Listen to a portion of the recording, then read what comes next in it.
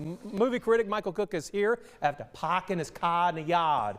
He's reviewing 2 new movies set in Boston. And it starts with, it ends with us, and it will wrap up with The Instigators. Well, let's start off with It Ends With Us. This opens today at a movie theater near you. This is based on the best-selling novel by Colleen Hoover. Here, Blake Lively plays a young woman who's moved to Boston to fulfill her dream of opening up a flower shop. She, starts up a friendship with Jenny Slate, who you saw a moment ago, and then, of course, the love interest Justin Baldini, who also directed this film, who's the brother of Jenny Slate. They strike up a romance. While that movie is, that's part of the movie, then it's also told in flashbacks where we see her as a young woman in high school, and it's clear from the trailer she had a very traumatic childhood with abuse in the household from her, domestic abuse in the household from her father. And she, in her younger days, she strikes up a friendship with a young man.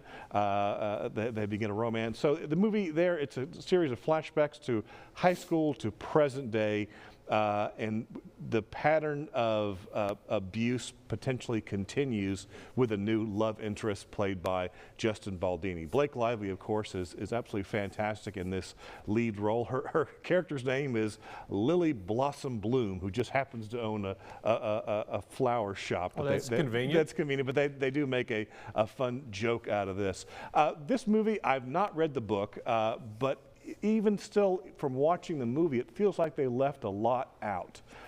One thing I do know, in the book, the young woman is 23, but here in the movie, Blake Lively is in her mid-30s, and it makes you wonder, what's this character been doing in the 20 years or so since she left high school? So that's like a plot hole that just kind of bugged me throughout the film. But I do really enjoy how they showed the story of the relationship between Baldini and Lively's characters and the things that he did that were, I'm being vague on purpose, but it's kind of a Lifetime movie. It's decent, but it's flawed. I did enjoy it, but I'll give it a 7.5 out of 10. Let's go back to Lily Blossom Bloom. If you name your child that, is that the same thing as if you named your son Jeeves? Yeah, exactly. You set them up in a career, and that's what they're going to be. Exactly, okay. Exactly. Well, the next movie we're going to talk about is called The Instigators, also set in Boston. This is premiering today on Apple TV. All-star cast. You have Matt Damon and Casey Affleck. The movie starts off with Matt Damon needs money.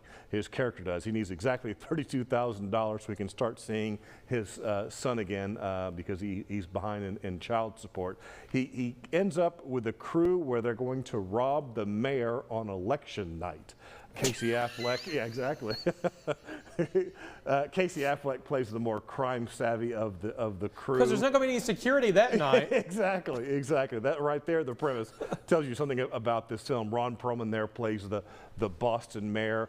Of course, you can already tell that the night of the caper, something is going to go awry, and Matt Damon and Casey Affleck have to go on the run to try to save themselves, both from the police and from the gangsters who are trying to get them. Hung Chow plays Matt Damon's psychiatrist, who he playfully takes her hostage so that he needs her help in a certain piece of the plot. This is an all-star cast with Damon and Affleck and Ron Perlman and Hung Chow, all these others. Fantastic director. You would think this would be just a top-notch caper film, and sadly it is not. It's sort of just a generic and mediocre caper film that you can kind of see all the beats coming. It's particularly lifeless at times. It is saved, however, just purely by the star power of the 3 main characters, Hung Chow, Damon, and Casey Affleck. So that does make it enjoyable, even though you can see everything coming from a mile away. So I was very disappointed in this film because I'm a big Doug Liman fan. I have to give this movie a 6 out of 10. So just didn't quite work.